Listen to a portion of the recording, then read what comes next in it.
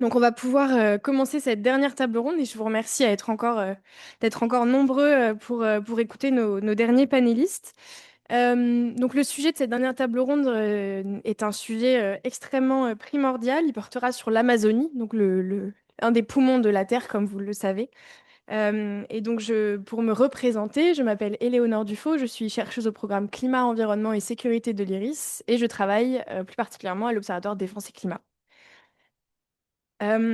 L'Amazonie est, selon certains, le symbole de la biodiversité planétaire. On a tous en tête cette forêt luxuriante et immense, mais c'est l'un des territoires les plus exposés aux effets des changements climatiques et aux pressions humaines.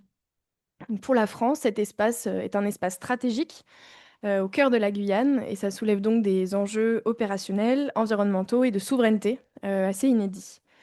Donc, comment est-ce que les forces armées s'adaptent-elles à la dégradation accélérée des écosystèmes amazoniens? Quelles coopérations régionales et internationales peuvent renforcer la résilience de ce biome? Et plus largement, quel est le rôle de la France dans la protection d'un patrimoine naturel vital pour la stabilité climatique globale? Donc des questions très larges et très pertinentes. Et donc pour nous éclairer sur ces questions, nous avons la chance d'accueillir trois spécialistes que je vais vous présenter par ordre d'intervention. Et donc représenter Mathilde Jourde, co-directrice de l'Observatoire Défense et Climat, responsable du programme Climat, Environnement et Sécurité de l'IRIS. Et tu es co-autrice de la note sur le point de bascule de l'Amazonie de l'Observatoire Défense et Climat qui sortira dans les prochaines semaines ou les prochains mois. Donc, que je vous invite à consulter et à rester connecté.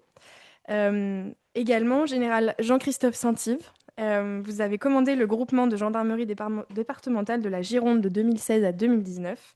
Puis vous avez été conseiller au cabinet de la ministre des Armées, notamment dans les domaines de la sécurité intérieure et de la défense-sécurité pendant 2 ans.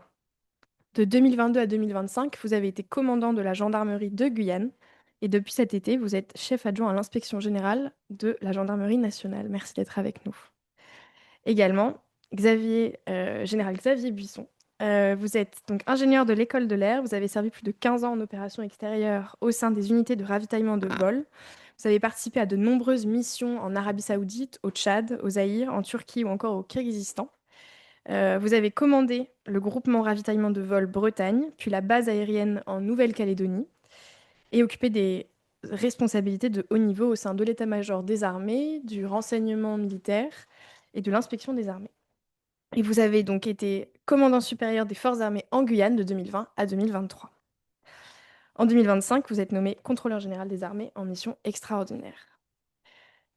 Donc, pour commencer cette table ronde et ce sujet assez large qui est l'Amazonie et les changements climatiques, Mathilde, je te donne la parole pour que tu nous expliques quels sont les enjeux géopolitiques des changements climatiques en Amazonie.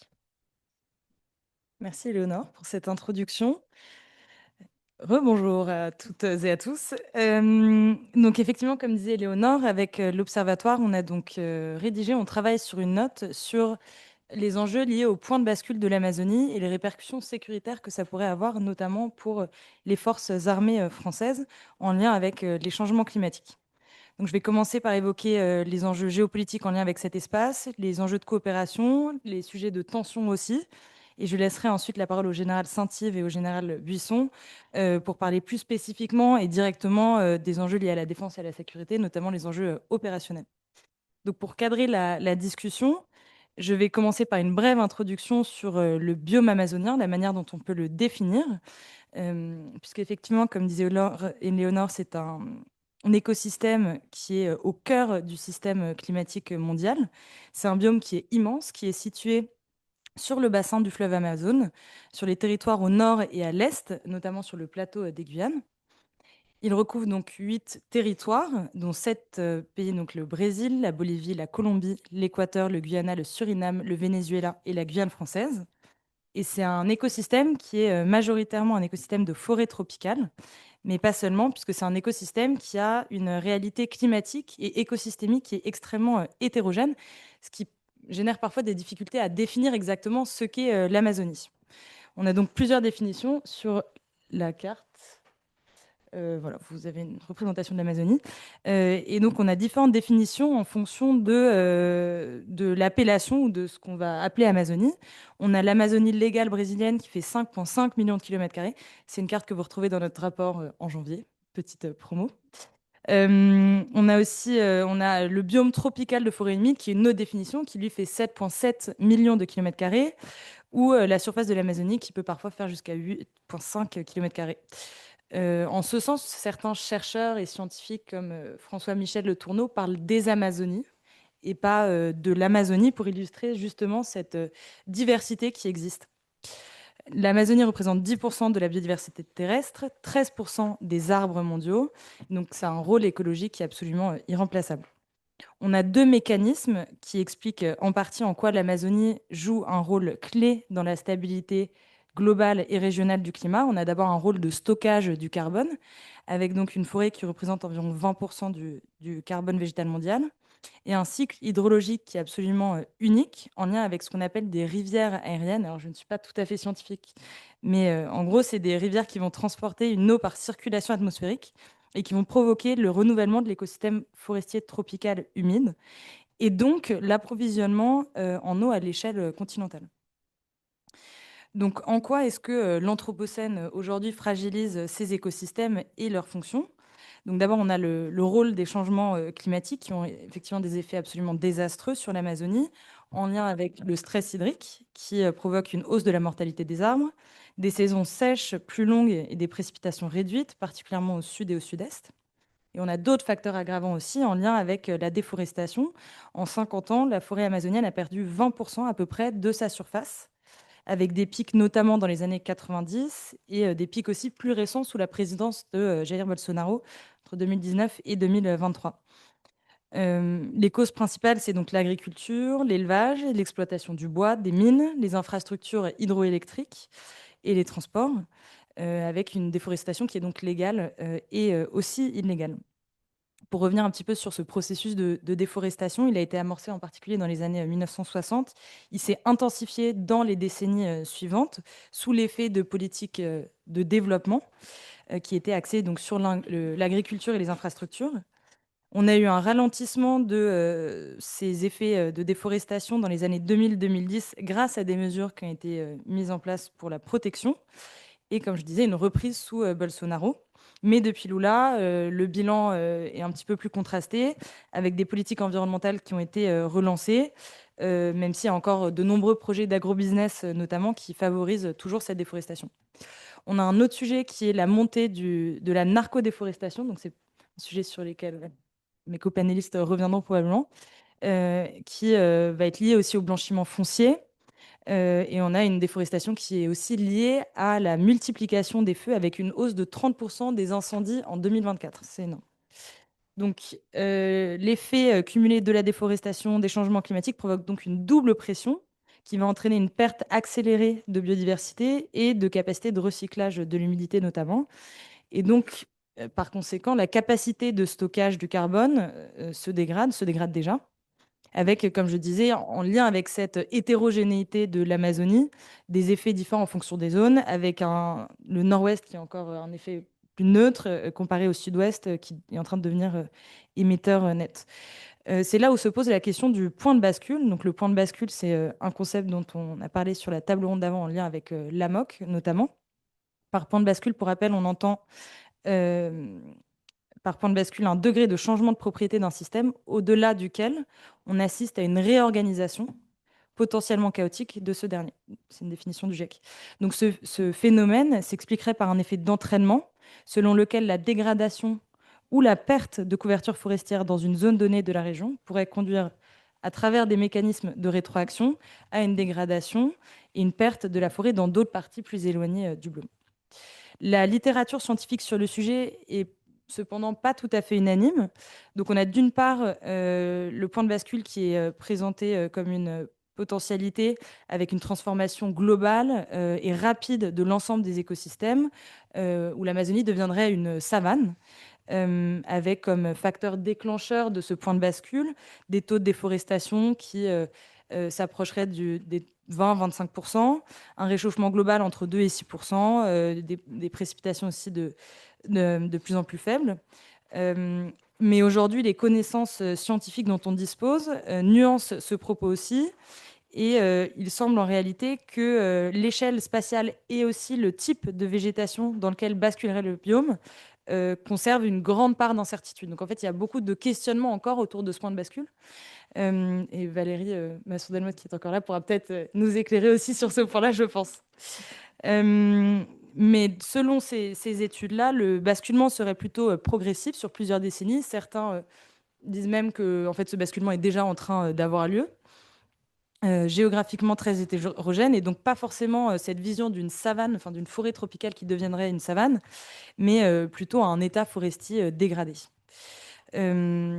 Donc voilà. Donc ça, c'était un petit peu pour le cadrage du point de bascule de l'état amazonien actuel. Mais donc, quelles seraient les conséquences, et c'est pour ça qu'on est là, quelles seraient les conséquences globales et régionales de ces dégradations? Donc, on a des effets qu'on peut classer à peu près en deux catégories, avec des effets de premier ordre et des effets de deuxième ordre.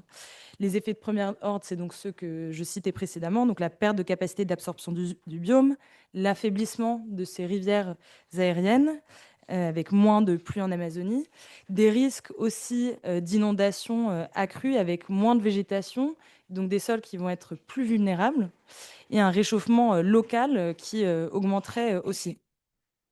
On a aussi des effets en cascade liés à ces effets de premier ordre, avec des impacts économiques et des impacts humains. Les économies sud-américaines dépendent notamment à 70% du produit national brut combiné de plusieurs pays. Donc les impacts de ça, ça veut dire qu'on va avoir potentiellement une chute liée à l'hydroélectricité avec une baisse potentiellement de 70% du rendement maximal. Un impact sur l'agriculture aussi avec une perte de la productivité du soja, du sucre, du café. Un impact sur le secteur de la pêche aussi, qui emploie aujourd'hui 160 000 personnes, qui seraient menacées, donc un secteur qui serait menacé par la sécheresse, des méga-feux, qui impliqueraient un coût humain et économique absolument massif. Un enjeu aussi pour les glaciers qui pourraient être menacés par ces méga-feux, et aussi une perte évidemment du patrimoine culturel, des savoirs autochtones, des ressources médicinales, etc. Donc la conclusion, c'est que l'Amazonie de cette première partie, c'est que l'Amazonie, c'est donc pas seulement un espace naturel, c'est un régulateur climatique absolument global et aussi un pilier économique continental. Le risque, c'est donc pas le risque de voir un effondrement soudain, mais c'est le risque de voir une érosion qui serait plutôt silencieuse, qui est d'ailleurs déjà engagée et qui pourrait conduire à un état qui serait irréversiblement dégradé. En lien avec ça, ça fait le pont avec mon deuxième point sur la coopération aujourd'hui régionale, puisque cet espace, pour sa protection, a besoin d'une coopération entre les États. Mais donc, quel est l'état de la coopération aujourd'hui autour de la protection de l'Amazonie? On a au niveau régional deux accords principaux. On a le premier qui s'appelle le ACTO, ACTO, Amazon Cooperation Treaty Organization, qui a été signé en 1978, mais qui constitue depuis 1998 la principale structure régionale qui est dédiée à la gestion collective du biome et qui est principalement consacrée à la lutte contre la déforestation ou à la réduction de la déforestation. C'est une organisation dont les pays membres sont donc le Brésil, la Bolivie, la Colombie, l'Équateur, le Guyana, le Pérou, le Suriname et le Venezuela. Et c'est vraiment un des forums principaux du multilatéralisme qui travaillent par exemple sur des projets de cartographie, sur les enjeux de gestion hydrique, de droits autochtones. Mais ce traité fait preuve de limites structurelles, notamment en lien avec l'absence de pouvoirs supranationaux. Il n'y a pas de mécanisme contraignant et donc certains chercheurs parlent en ce sens d'une institution zombie en lien avec son manque de capacité opérationnelle. On a un autre accord un autre traité qui est le pacte de Laetitia qui date de 2019, qui lui a pour objectif d'améliorer la coordination face aux désastres environnementaux et qui a pour objectif aussi de développer donc les mécanismes de surveillance satellitaire de la forêt amazonienne. Encore une fois, c'est un programme qui a encore qui est encore très déclaratif. Il y a une faible coopération sur le sujet. Donc voilà. Donc les freins, globalement, c'est une logique de souveraineté qui agit vraiment comme frein majeur, avec un attachement au contrôle territorial, des réticences à la mutualisation. Et c'est là où on voit une forme de paradoxe entre la volonté de co-développer, de protéger régionalement cet écosystème et en même temps une difficulté à faire et à exercer vraiment opérationnellement cette mutualisation. Il y a une coopération qu'on perçoit sur les enjeux enfin, au niveau technique et militaire aussi, pas que à l'échelle régionale, mais aussi à l'échelle internationale, qui peut être structurée dans nos recherches, on la structure autour de 3 axes. Une coopération autour des sujets de surveillance, de militarisation et d'aide au développement. Donc sur la surveillance, pour revenir sur le premier point, il me reste combien de temps? Sur la surveillance, il y a notamment une coopération avec les États-Unis et la Chine pour la cartographie notamment. C'est pour le cas des États-Unis, une coopération qui a démarré dès les années 70 avec la création des premiers systèmes de cartographie du bassin amazonien, notamment avec un programme qui s'appelle le programme Radar. Et c'est un partenariat qui a été prolongé aujourd'hui avec d'autres programmes aussi, qui donc reposent en grande partie sur des technologies qui sont fournies par des entreprises américaines, ce qui a permis le déploiement d'un vaste réseau d'équipements météorologiques qui sont destinés à observer donc, les évolutions climatiques et atmosphériques régionales. On a aussi une coopération sino-brésilienne qui occupe une place assez centrale avec un programme satellitaire qui s'appelle CBERS, China Brazil Earth Resource Satellite, qui existe depuis 1988. Le deuxième pilier dont je vous parlais, c'était l'enjeu de la militarisation pour la lutte contre la déforestation avec une coopération militaire autour du biome amazonien, coopération sur laquelle on reviendra. Et en ce sens, on parle d'une militarisation verte qui mêle à la fois enjeux environnementaux, mais aussi enjeux stratégiques et enjeux d'influence géopolitique. Et là, encore une fois, on retrouve les États-Unis depuis les années 1970 qui mènent régulièrement des programmes de formation pour les armées des États amazoniens avec l'opération Amazon 17 qui existe depuis novembre 2017 et qui rassemble les forces américaines, les forces brésiliennes, colombiennes et péruviennes pour des exercices conjoints autour de l'aide humanitaire, de la gestion des crises en Amazonie. C'est notamment des programmes qui existent pour lutter contre les incendies, la déforestation et qui consistent en la vente d'équipements, par exemple. Il y a des programmes aussi qui existent similaires avec la France notamment, mais je laisserai encore une fois, je vous laisserai développer un peu plus ce sujet. Et ensuite, on a le troisième pilier qui est le sujet de l'aide au développement, puisque la coopération internationale passe aussi de manière assez importante par les fonds internationaux d'aide au développement, justement. L'aide au développement a toujours été importante, en particulier au Brésil. Et il y a plusieurs types de fonds et d'aide au développement qui existent, à la fois avec des fonds multilatéraux qui vont être administrés par les États amazoniens. On a par exemple le fonds Amazonie qui est alimenté par la Norvège et l'Allemagne. Et on a aussi des formats d'aide qui sont plus bilatéraux, qui existaient par exemple entre les États-Unis et des États amazoniens, même si on peut aujourd'hui se questionner sur la pérennité de ces systèmes d'aide-là avec les développements récents de la USAID en lien avec l'administration Trump 2. Il y a d'autres mécanismes aujourd'hui qui existent, dont on a parlé notamment pendant la COP, comme le Tropical Forest Recovery Facility, TFFF, qui était un fonds aussi dont Lula a parlé avant la COP 30 pour protéger les écosystèmes forestiers. Je crois qu'il ne me reste plus beaucoup de temps. Non, il me reste quelques minutes. Donc, je vais passer directement au sujet de tension pour évoquer un petit peu, après cette coopération, les freins sur la coopération notamment. On a deux niveaux de tension. On a des tensions à l'échelle internationale et des tensions qui sont plutôt à l'échelle locale. Sur les tensions à l'échelle internationale, elles sont donc liées à cet enjeu de souveraineté que je mentionnais tout à l'heure. Euh, on a pendant longtemps, et on entend toujours un petit peu ce discours-là, entendu un discours sur l'Amazonie comme un bien public mondial par des figures politiques, mais aussi académiques. On a une déclaration d'Al Gore, notamment en 2008, qui affirmait que, contrairement à ce que pensent les Brésiliens, l'Amazonie ne leur appartient pas, elle appartient à nous tous. Déclaration qui a fait fureur, évidemment. On a eu des déclarations plus récemment en lien avec des chefs d'État et de gouvernement du G7 au sujet des méga-feux en Amazonie, en 2019 qui ont relancé ces débats et qui ont provoqué des réactions assez virulentes de la part de Jair Bolsonaro, par exemple, qui a répondu à Emmanuel Macron de manière assez virulente. Et donc, en lien avec cette volonté d'internationalisation du biome, on a eu une forme de rejet des États amazoniens face à cette volonté-là. On a eu, par exemple, un rejet d'un institut scientifique international qui avait été proposé par l'UNESCO. On a eu, comme je vous disais, Bolsonaro qui a réagi de manière très virulente en 2019 pour montrer son désaccord face à cette internationalisation-là.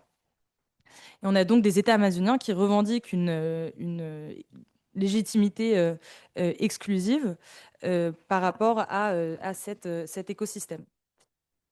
Pour revenir ensuite rapidement sur les tensions locales qui sont aussi significatives, les peuples autochtones se retrouvent aujourd'hui au cœur de certains conflits sociaux environnementaux parce que les populations autochtones jouent un rôle absolument central dans la préservation du biome amazonien, dans la volonté de protection de ces écosystèmes. Et elles s'opposent aux politiques extractivistes menées par certains États.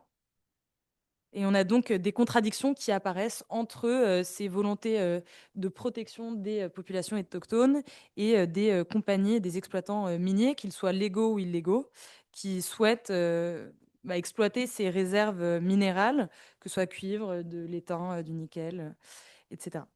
Je vais maintenant laisser la parole au général Santir pour continuer et illustrer peut-être de manière plus opérationnelle ce que j'expliquais. Merci. Merci Mathilde pour cette introduction. Donc bonjour à toutes et à tous, je suis le général Jean-Christophe Saint-Yves. Donc j'ai commandé la gendarmerie de Guyane pendant 3 ans. Normalement, on doit avoir quelques diapos peut-être. Voilà. Non, je ne sais pas comment ça va. Je sais. Bon. Non, enfin, Ah, voilà, merci. Donc voilà, j'ai commandé la gendarmerie de Guyane pendant 3 ans. Tout d'abord, avant de commencer l'exposé en détail, la Guyane, c'est un territoire qui est méconnu.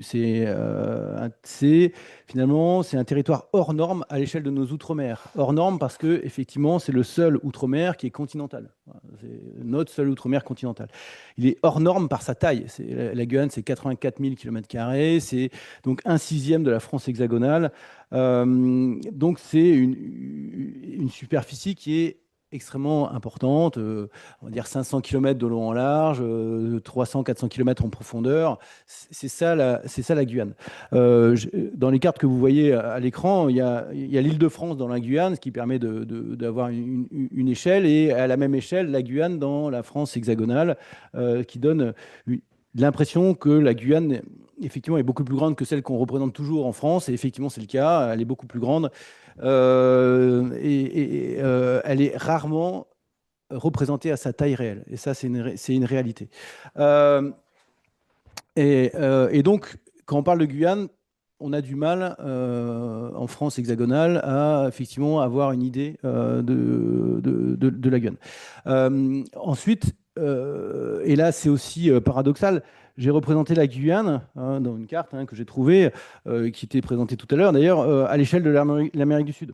Et finalement, ces 84 000 km² qui nous paraissent énormes, finalement, à l'échelle de l'Amérique du Sud, qui fait 17 millions ou 18 millions de km², c'est 0,5%. Et à l'échelle de l'Amazonie, modulo ce que disait Mathilde sur les différentes comptages, on est à 1% de l'Amazonie en Guyane.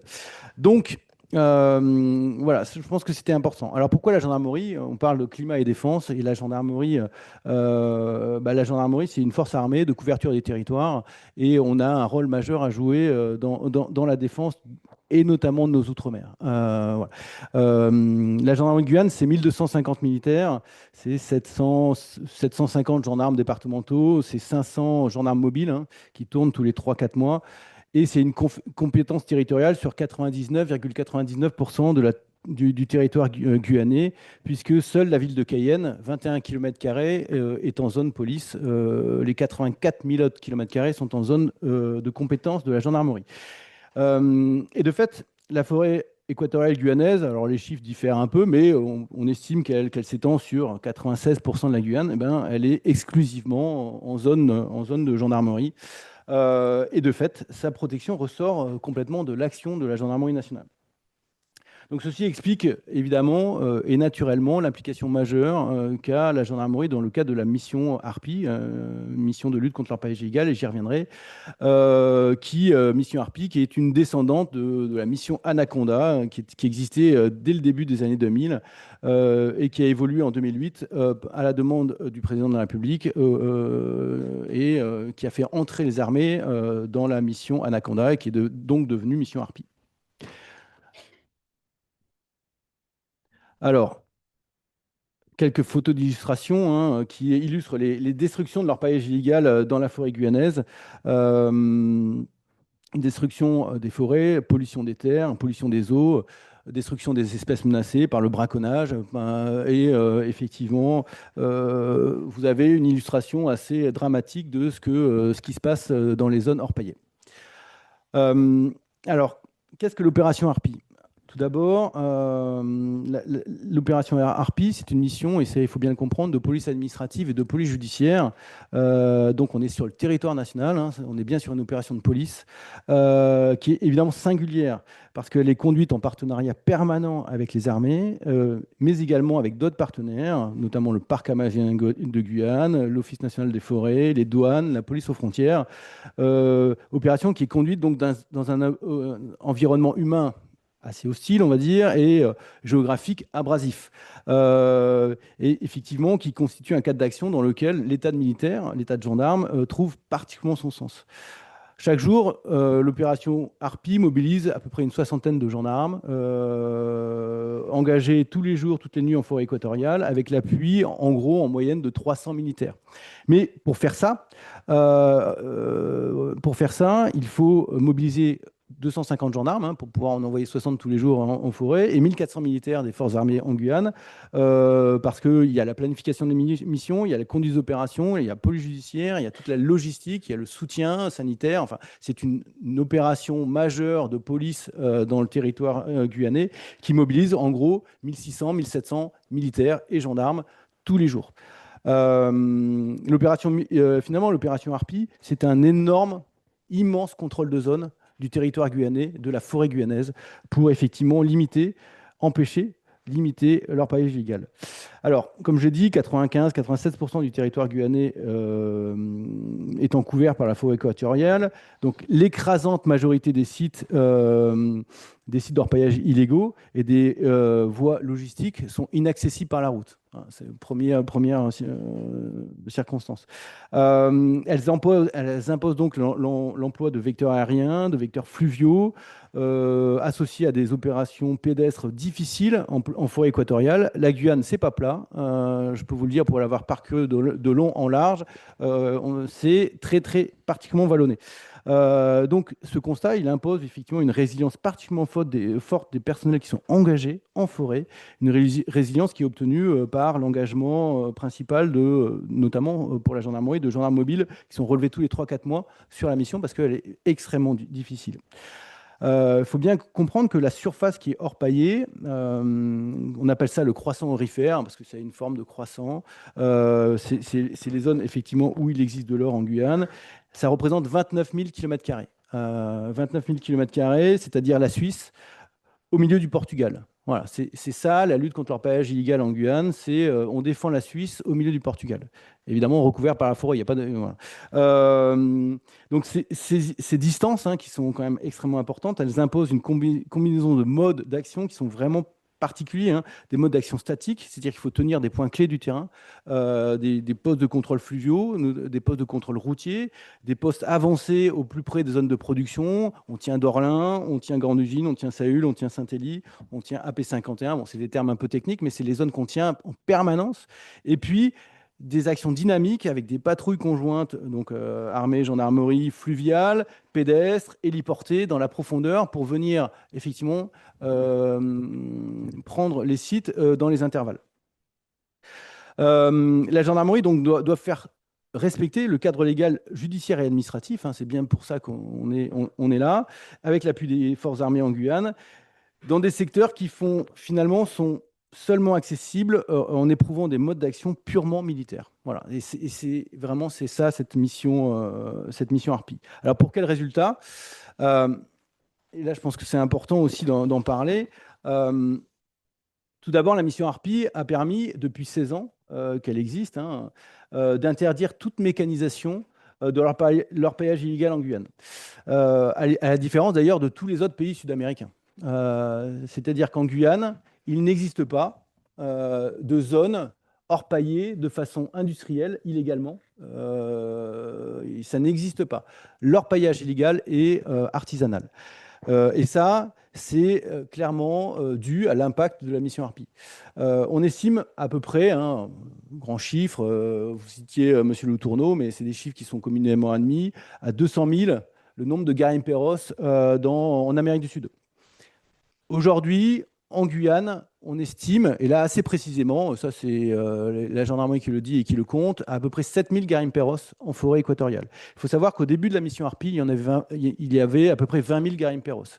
Donc, même si le phénomène n'est pas éteint, et loin de là d'ailleurs, et j'en reparlerai, la mission Harpie a au moins véritablement un rôle de freinage sur l'orpaillage illégal. Effectivement, alors pourquoi la mission Harpie a réussi à maintenir l'orpaillage illégal au niveau artisanal ou à le faire revenir, puisque avant la mission Harpie, il existait des zones orpaillées illégalement de façon industrielle, avec des tractopelles, avec des barges. Tout ça a totalement disparu. Parce que, effectivement, la destruction systématique de toute tentative de mécanisation, qui sont évidemment, quand on amène une pelleteuse au fin fond de la forêt équatoriale, ça coûte énormément d'argent. Quand, au bout de 3 minutes qu'elle est arrivée sur le territoire, elle se fait exploser par la gendarmerie avec l'appui des armées, évidemment, ça fait réfléchir, donc ils ne le font plus. Et après, évidemment, l'impact budgétaire est extrêmement important.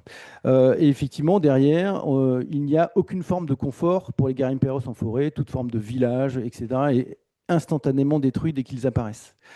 Alors, par ailleurs, autre impact qui est quand même intéressant, et là je prends les chiffres du parc amazonien de Guyane. En 2023, le parc amazonien de Guyane est estimé à moins de 100 hectares, d'ailleurs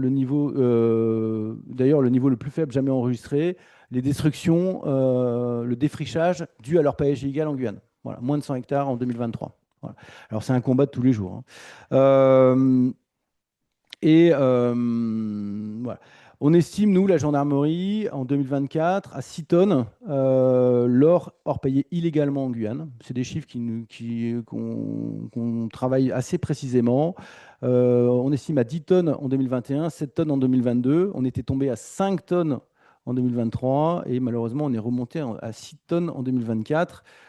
L'année 2025, on verra bien ce que ça donnera, mais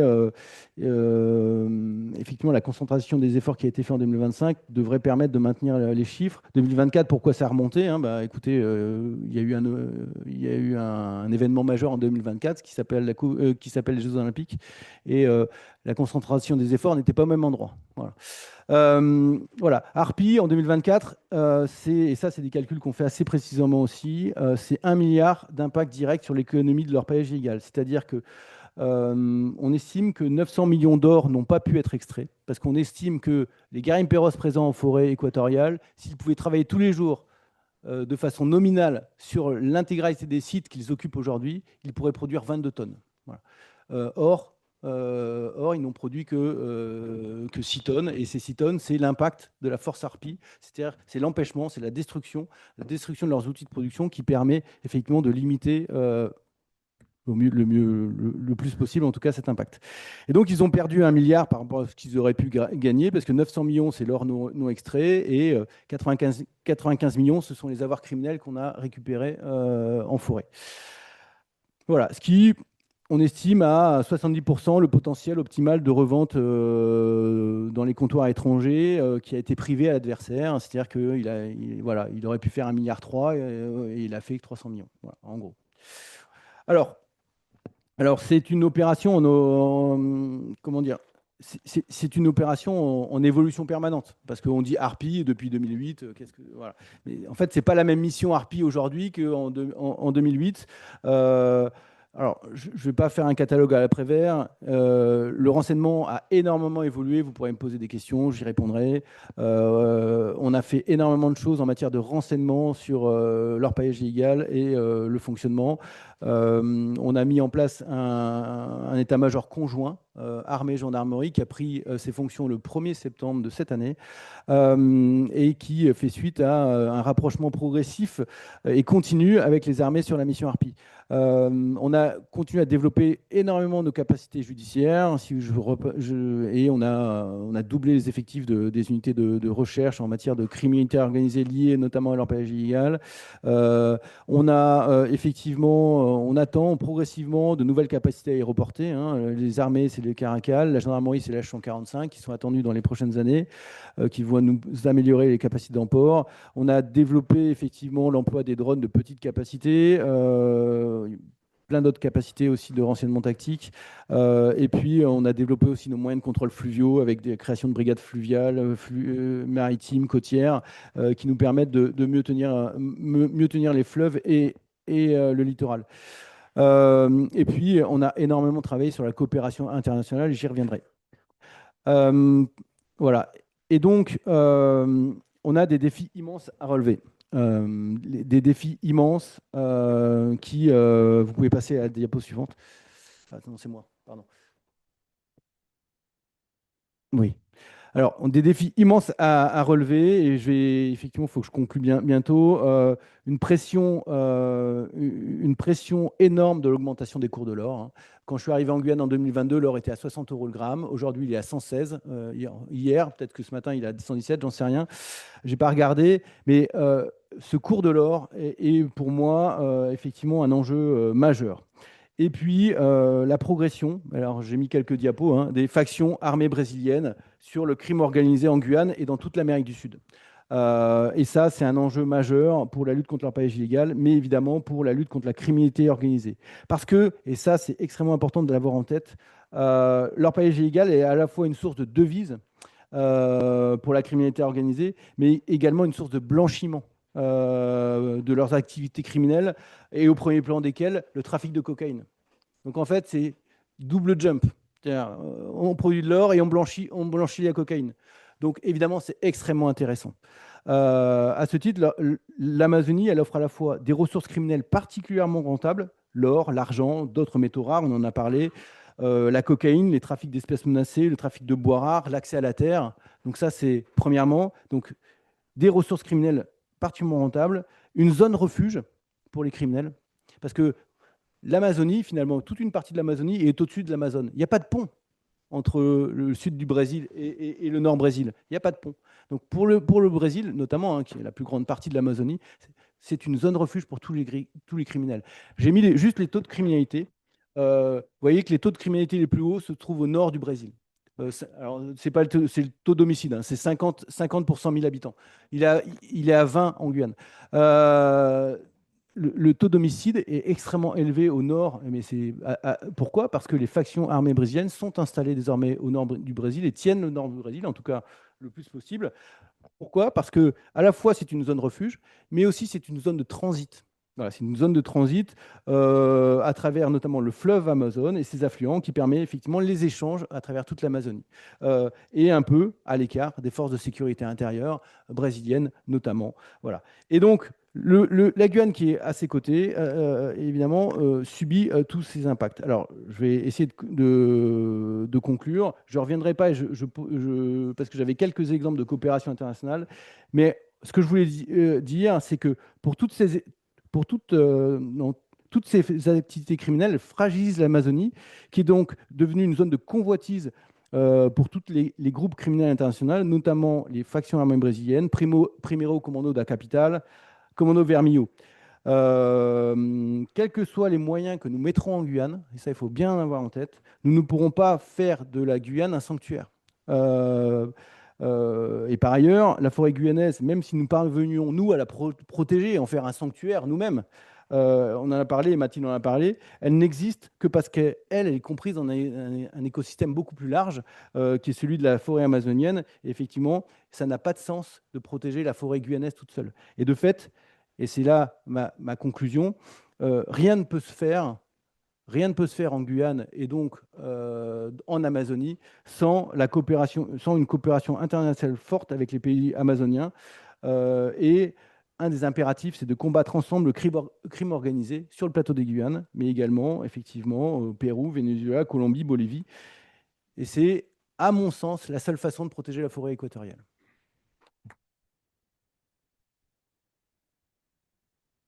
Merci Général, je suis désolée, hein, je dois vous couper à chaque fois, c'est pas très plaisant. Mais on pourra évidemment revenir sur ces éléments dans les questions. Je vous passe maintenant la parole, Général Buisson, donc pour nous expliquer cette fois-ci le rôle des armées plutôt en Amazonie, en Guyane, et comment est-ce que les changements climatiques affectent les missions des armées dans ces territoires. Bien, merci Éléonore, bonsoir à toutes et à tous. Et puis merci pour cette invitation qui permet effectivement de traiter ce sujet de l'Amazonie, mais également de la Guyane, un de nos départements un petit peu perdus dont on ne parle pas assez souvent finalement. Pour poser un petit peu le cadre, effectivement, que sont les FAG, Forces armées en Guyane? Donc ça sera à peu près le seul sigle que j'essaierai d'utiliser ce soir. Et surtout, quelle est la nature de leur mission sur le continent sud-américain? Déjà, les forces armées en Guyane, c'est une force militaire permanente de souveraineté, déployée sous l'autorité du chef d'état-major de l'armée de l'air. Le terme souveraineté est essentiel, puisqu'effectivement, c'est quand même un petit peu le cœur des différents sujets qu'on évoque depuis ce matin et principalement depuis hier. Alors, dites-moi comment il faut faire. Voilà. Donc, les forces armées en Guyane, c'est à peu près 2350 personnes aujourd'hui, militaires et civils de la défense, sur une empreinte territoriale que vous voyez derrière moi, qui est répartie sur une dizaine de sites le long de la tranche côtière et puis également le long des deux fleuves frontières. Ça représente à peu près 21 formations. Je vous en parle parce qu'en fait, il y a une forme de territorialité où vous voyez qu'on a des forces armées qui sont déployées sur l'ensemble du département. Alors, en tous les cas, les zones accessibles, puisqu'à peu près la moitié du département, c'est de la forêt vierge et donc c'est inaccessible aujourd'hui. S'agissant des forces armées en Guyane, on a une notion qui permet de répartir un petit peu les responsabilités de ce qu'on appelle les commandants interarmés au travers de zones de responsabilité permanente. Donc la zone de responsabilité permanente du commandant supérieur des forces armées en Guyane, elle couvre en fait, elle a une dimension continentale puisqu'elle couvre 20 pays. Donc on part au nord du Mexique, on descend vers le sud du Brésil, et de l'autre côté, on va du Pérou jusqu'à l'arc caribéen. Donc, et la particularité, c'est que dans cette zone, nous avons en fait deux commandants supérieurs, un aux Antilles et un en Guyane. Et donc, c'est un travail de coordination qui est réalisé entre nous. J'y reviendrai un petit peu plus tard. Donc, quelles sont les missions? Chacun on contribue à la protection du territoire national et de ses ressortissants français. La Guyane est bien un département, donc il fait partie du territoire national avec toutes les règles qui sont appliquées et applicables sur le territoire national.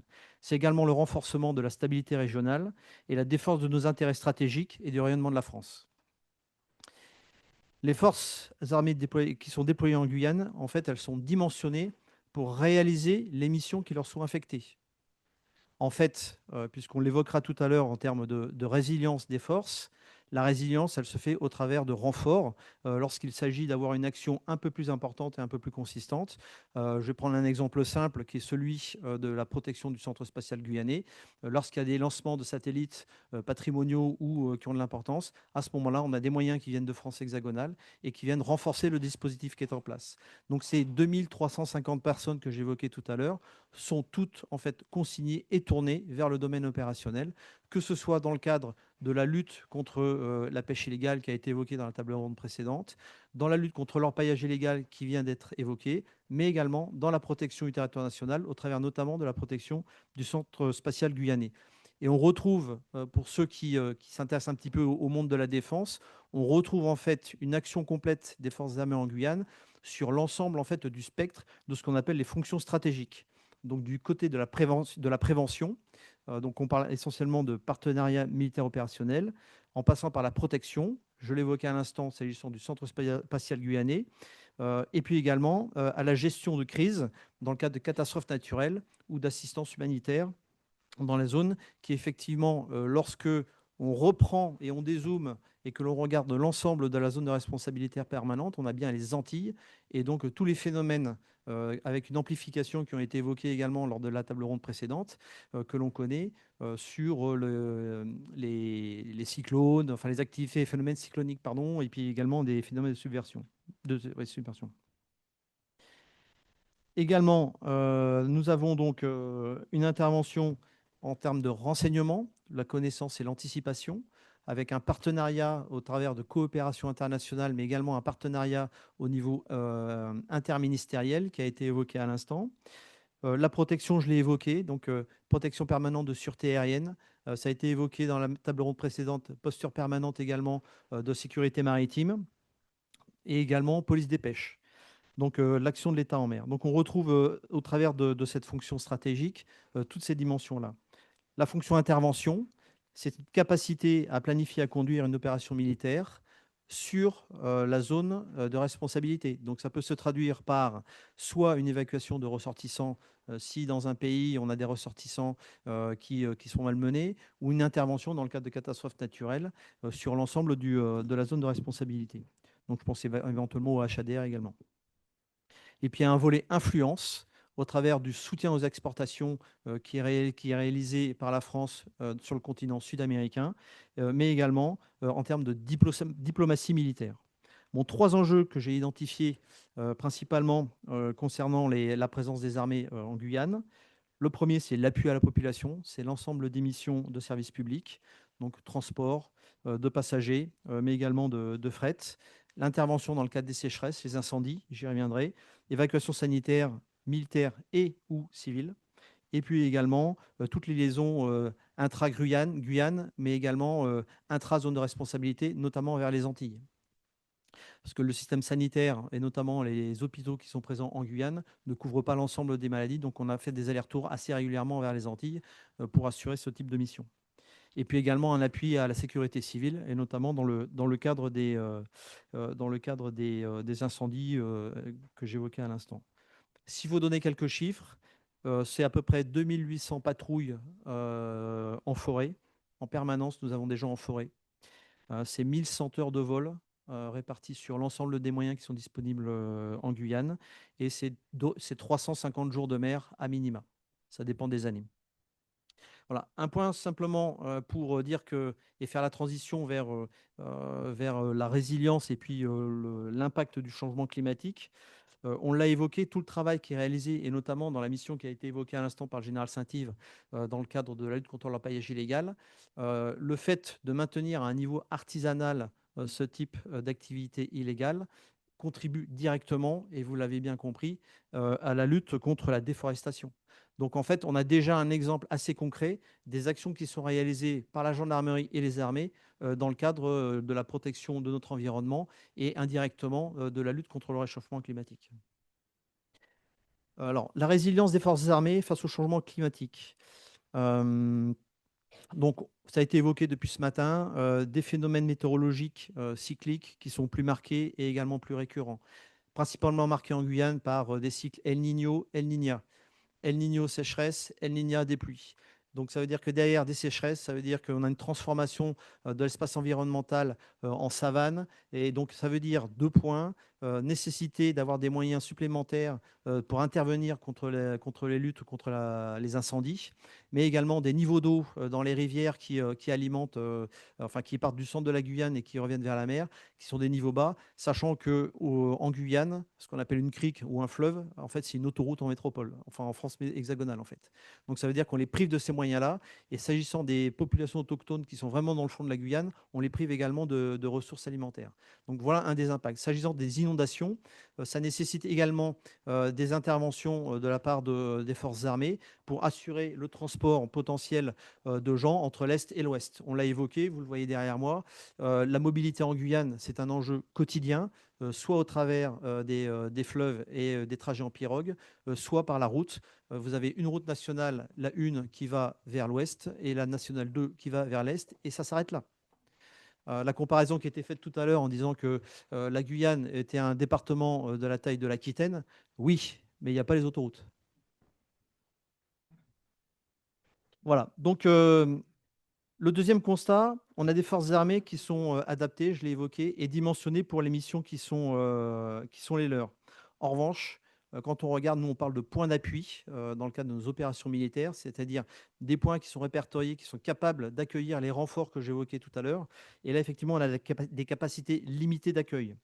Les voies maritimes, vous avez un port civil, vous avez un port militaire. Le port militaire, c'est un ponton qui fait 40 mètres.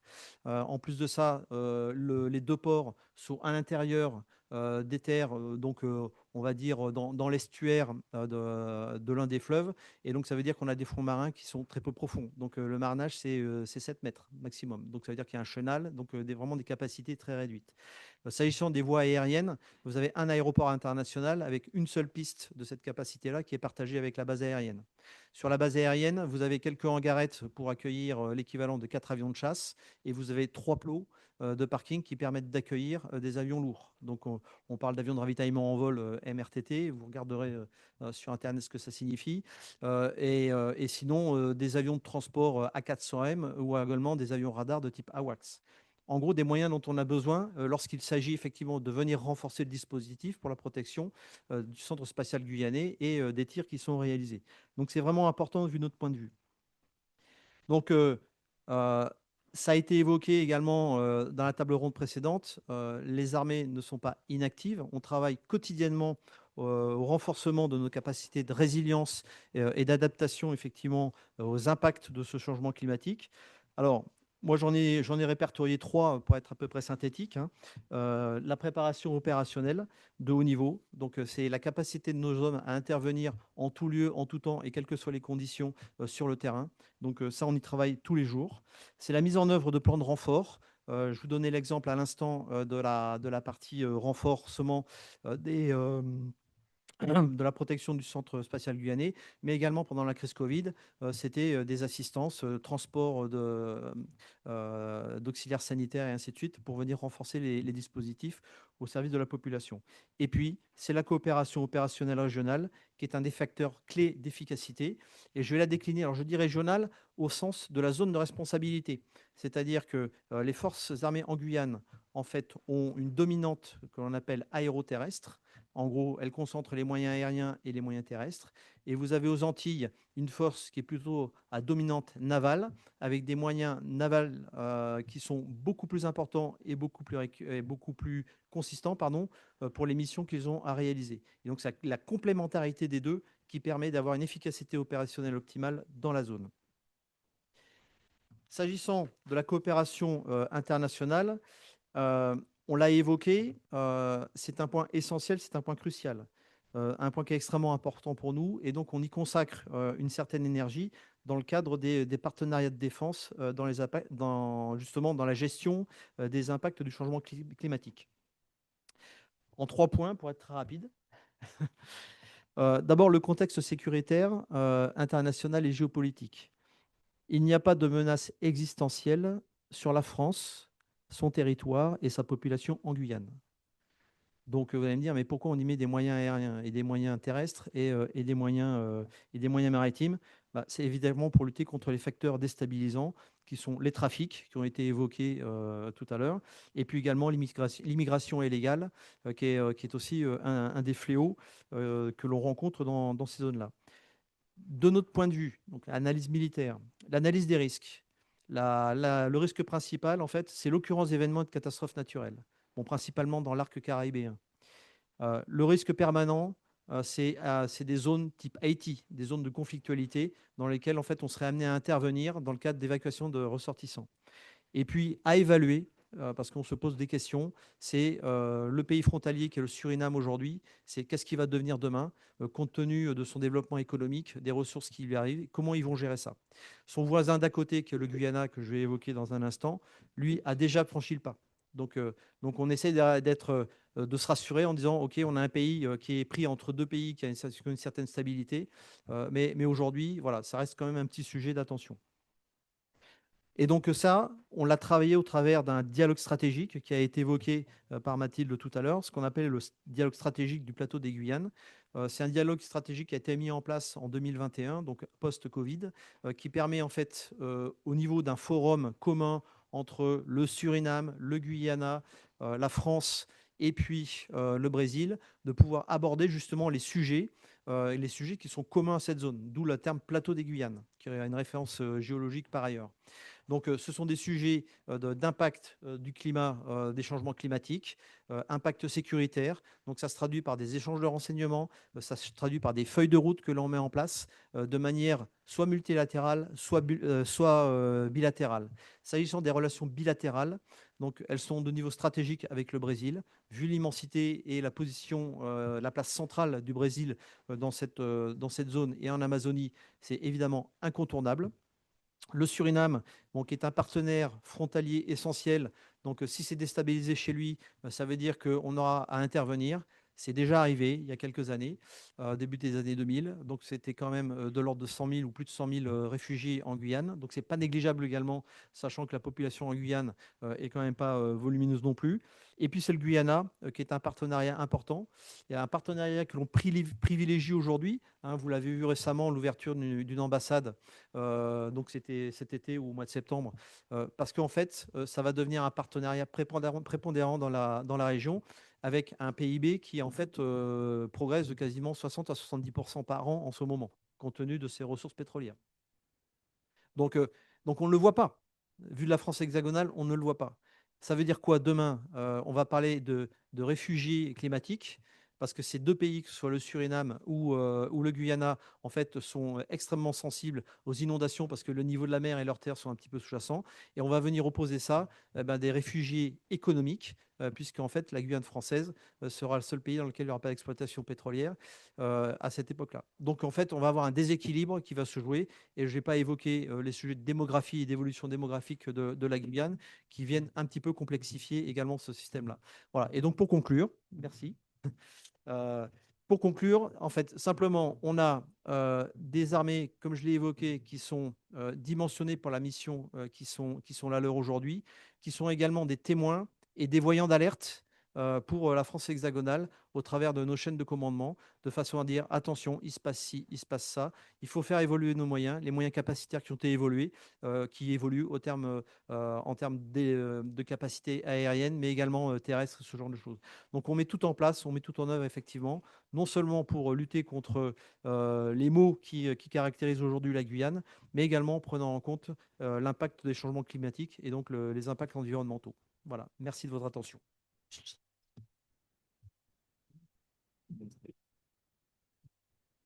Avant de passer aux questions avec le public, Général Saint-Yves, est-ce que vous souhaitez compléter sur les coopérations internationales? Je vous ai coupé la dernière fois.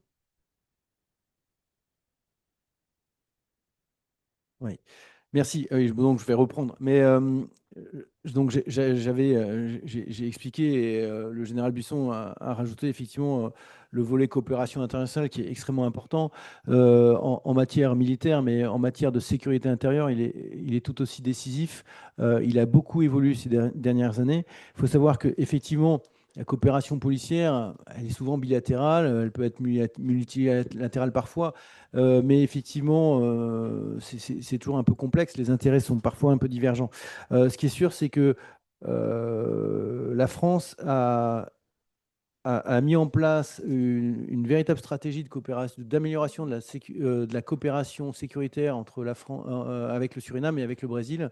Un certain nombre d'outils qui ont été mis en place, notamment avec le Suriname. Donc, il faut savoir qu'il y a un texte qui nous permet, dans la bande littorale des 2 km, de mettre en place des patrouilles conjointes police du Suriname et gendarmerie, qui véritablement a permis de développer cette coopération de proximité du quotidien qui a fait en sorte que les deux forces de sécurité donc, se connaissent.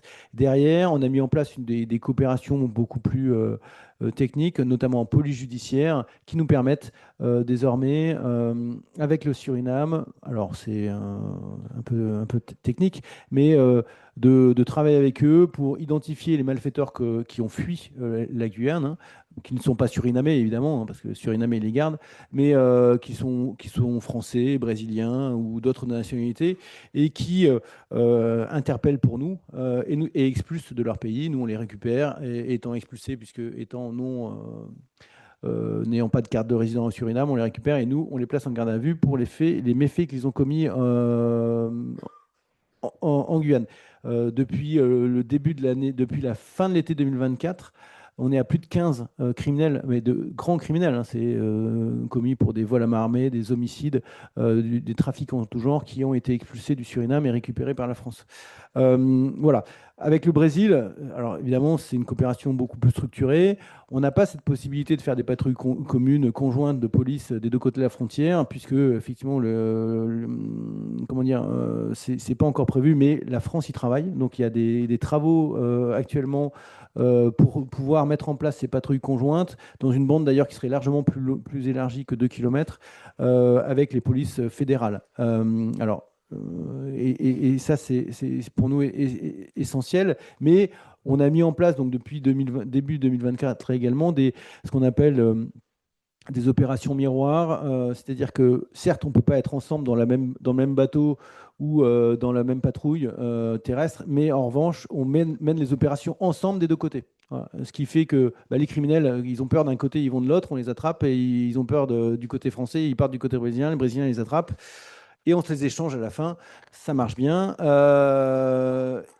Alors c'est un peu, voilà, c'est un peu du bricolage, mais en tout cas ça démontre que vraiment on a développé les capacités d'action. Alors il y a plein d'autres choses, hein, qui sont faites. C'était des exemples très techniques, mais énormément de travail en formation. Voilà, les forces de sécurité brésiliennes viennent en Guyane se former. On va se former au Brésil. On a formé les forces de sécurité surinamaises, notamment les forces d'intervention, qui permet derrière de mener des opérations conjointes, de se comprendre, de pouvoir se parler, d'avoir les mêmes modes d'action. Donc c'est quand même extrêmement intéressant. Évidemment, les séminaires LCOI qui sont organisés par les armées, la gendarmerie y participe, comme les forces de sécurité intérieure des autres pays. Et tout ça, ça nous permet effectivement d'amorcer, de développer cette connaissance mutuelle des forces de sécurité intérieure et de pouvoir effectivement avoir un véritable impact. Alors, il faut savoir qu'il existe un centre de coopération policier avec le Brésil, hein, qui est à Saint-Georges-de-l'Oyapock, qui permet d'échanger les renseignements opérationnels judiciaires entre les polices fédérales, puisqu'il y a deux polices fédérales, la police fédérale, la police routière fédérale au Brésil, et la gendarmerie et la police. Donc, dans ce centre de coopération policier, il y a des gendarmes, des policiers nationaux, et puis évidemment des policiers fédéraux brésiliens. Et puis, euh, le Brésil a créé un centre de coopération policière internationale à Manaus, notamment en lien avec justement les enjeux de criminalité organisée dans l'Amazonie, trafic en tout genre, déforestation, orpaillage illégal, trafic de stupéfiants. Et actuellement, la France est en train d'étudier l'intégration d'un officier de gendarmerie dans ce centre de coopération policier. Ça devrait se faire, je pense. Et voilà, c'est une belle action qui va nous permettre d'améliorer encore les coopérations. Voilà ce que je voulais vous dire en gros, mais il y a encore plein d'autres initiatives. Merci beaucoup. Alors, on va maintenant passer aux questions avec le public. Euh, oui, ici et devant. Oui, bonjour. Moi, je vous avais juste une petite question concernant les revendications vénézuéliennes au Guyana. Est-ce que c'est un sujet de préoccupation pour les forces armées françaises? Est-ce que c'est quelque chose que vous prenez en compte? Et est-ce qu'une possible escalation, est-ce qu'il y a une possible escalade? Voilà. Merci.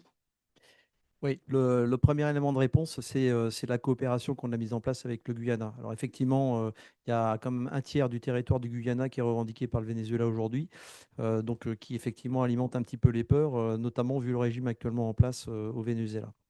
Euh, donc aujourd'hui, c'est ce que j'évoquais, c'est cette partie du dialogue qu'on a intégré dans le dialogue stratégique. Alors peut-être que Mathilde pourra compléter un petit peu parce qu'elle était présente lors du dernier, mais vraiment, c'est des sujets qui sont au cœur du dispositif. C'est comment aujourd'hui des forces armées structurées, équipées, peuvent venir en aide effectivement au niveau du Guyana. Donc une partie de la réponse, elle se fait sur la vente de matériel, donc ce que j'appelais le soutien aux exportations tout à l'heure. Il y a une société, alors je ne vais pas faire de pub, qui vend des patrouilleurs aujourd'hui au Guyana. Et donc la formation, elle est assurée par une partie par cette entreprise et une autre partie par notamment la Marine nationale qui est présente. Donc on a des échanges qui sont mis en place. Donc c'est la relation bilatérale que j'évoquais.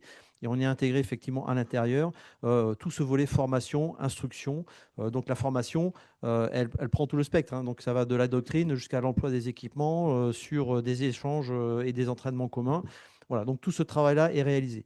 Alors, on ne le fait pas tous les jours parce que le Guyana est un petit peu loin quand même.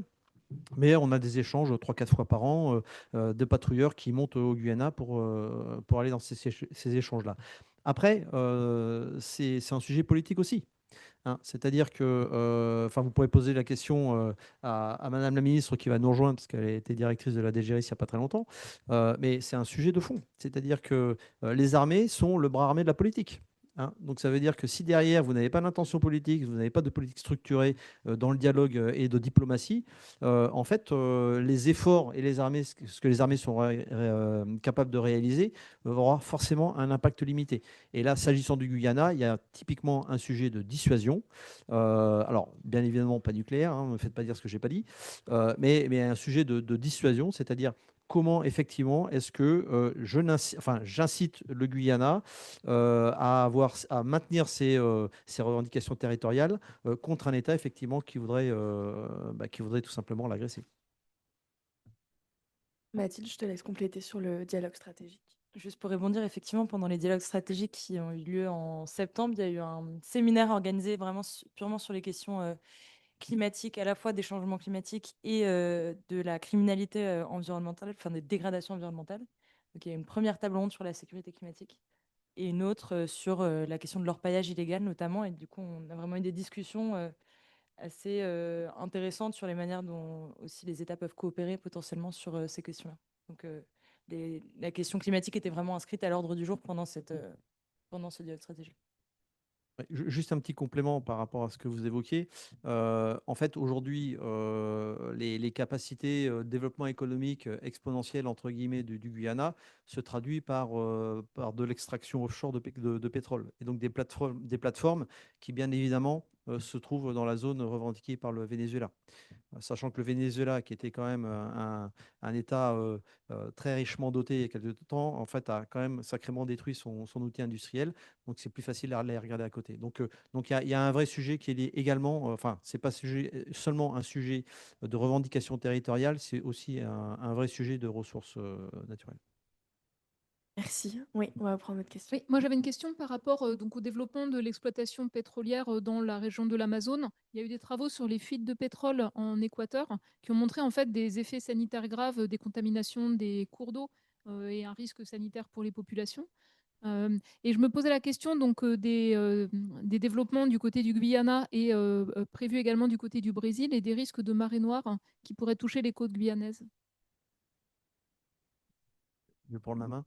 Je vais vous rassurer tout de suite, parce qu'en fait, les courants maritimes, ils partent du sud et ils montent vers le nord. Donc, en fait, le sujet en termes de risque de pollution, c'est ni le Suriname ni le Guyana, même si on est quand même très, très impliqué par la protection de l'environnement, évidemment. Donc, on fait de la surveillance, surveillance aérienne, surveillance maritime autour de ces sujets-là, mais c'est plutôt le Brésil. Et aujourd'hui, et effectivement, le Brésil et Petrogaz qui est en train effectivement de poursuivre ses explorations pas très loin de la Guyane française, justement. C'est un sujet d'attention, mais c'est aussi un sujet qui est débattu dans des forums. Oui, juste là. Alexandra. Attends.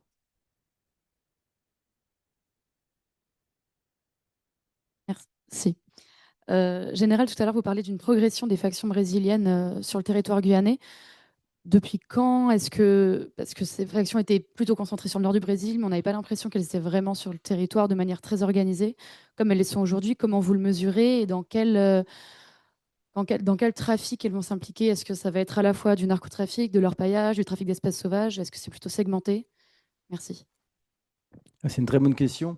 Les factions armées brésiliennes, elles se sont développées dans les années 80 dans les prisons. Elles ont mis du temps à monter en puissance, hein. Elles se sont développées dans les grandes villes, Rio, Sao Paulo. Et puis finalement, elles ont gagné du terrain dans tout le Brésil et elles sont arrivées, on va dire, fin des années 2010 dans le nord du Brésil et notamment sur l'état de l'Amapá. J'avais la carte où vous avez 50 crimes, 50 homicides pour 100 000 habitants, c'est l'état de l'Amapá. L'état de l'Amapá, c'est le seul état qui jouxte la Guyane. Donc, évidemment, première chose. Donc, effectivement, une arrivée, on va dire, fin des, 2015, à partir des années 2015-2020 en Guyane, une arrivée qu'on n'a pas vue immédiatement, hein, ça s'est fait progressivement. Et puis, finalement, une montée en puissance depuis le début des années 2020. On estime aujourd'hui entre 400 et 500 factionnés présents en Guyane, essentiellement dans la diaspora brésilienne, mais pas uniquement, parce que leur intérêt, évidemment, c'est de s'implanter et de recruter du français, qu'il soit d'origine brésilienne ou qu'il soit d'ailleurs totalement sans origine brésilienne. Alors, bon, il y a le problème de la langue, mais voilà. Donc en fait, et avec ces deux factions principales qui sont le Primera Comando da Capital et le Commando Vermio, et des factions affiliées, c'est-à-dire Familia Terror de Amapa ou Amigo para Siempre. Et donc, on est véritablement dans voilà, dans une conquête de ressources, une conquête de terrain, une prise en compte du crime organisé guyanais également. Pourquoi? Parce qu'effectivement, la Guyane est un territoire extrêmement intéressant, on en a parlé, par ses richesses, mais aussi parce que c'est le seul territoire européen en Amérique du Sud. Et ça, c'est effectivement important à avoir en tête. Une fois qu'on est en Guyane, on est déjà à moitié en Europe. Je le disais quand j'étais en Guyane, à tous ceux qui venaient, que la Guyane, c'était l'Europe à portée de pirogue, mais c'est la réalité, la réalité. Et donc, pour les groupes criminels, être implanté en Guyane, certes, il n'y a pas des richesses incommensurables, mais être implanté en Guyane, c'est une tête de pont vers l'Europe et vers la France, évidemment. Cette création de réseau entre l'Amérique du Sud et l'Europe via la Guyane. Donc, c'est une zone de développement, elle est importante, elle est prise en compte, hein. Il y a plus de 100 factionnés aujourd'hui qui ont été interpellés et qui sont en prison. Quand je disais 500, il y en a 100 en prison, avec un démantèlement en direct des organisations criminelles et des chefs. Parce que les factions criminelles brésiliennes sont extrêmement fortes, mais elles ont une faiblesse, c'est qu'elles sont particulièrement bien organisées. Donc quand on tape la tête, après elles sont véritablement désorganisées. Donc tous les chefs de factions que j'ai cités aujourd'hui, tous les chefs, tous leurs adjoints sont aujourd'hui dans les prisons guyanaises. Dans la prison guyanaise. Et ça, c'est important de le dire, même s'ils vont quand même essayer de se réorganiser. Donc la gendarmerie a mis en place une section de recherche. Elle a augmenté énormément la section de recherche cayenne pour lutter contre ce phénomène des factions armées et pour démanteler les organisations criminelles. Mais c'est un travail qui va être sans cesse renouvelé. Parce qu'ils ont véritablement le besoin de se développer. Alors, ils sont développés aussi au Portugal, hein, évidemment, par le lien direct entre le Brésil et le Portugal, mais la France est très intéressante pour elle. Merci. Et je suis désolée, mais on va pas pouvoir prendre plus de questions puisqu'on va accueillir dans quelques minutes Madame Alice Ruffo, la ministre donc déléguée auprès de la ministre des Armées et des Anciens Combattants. Donc vous voyez un peu toute cette organisation, c'est donc pour accueillir la ministre. Donc on va prendre quelques minutes de pause, ne bougez pas, surtout pour pouvoir organiser un peu toute la venue de la ministre. Et donc on aura une allocution et ensuite un temps d'échange avec Madame Alice Ruffo. Voilà, merci beaucoup en tout cas d'être resté aussi longtemps.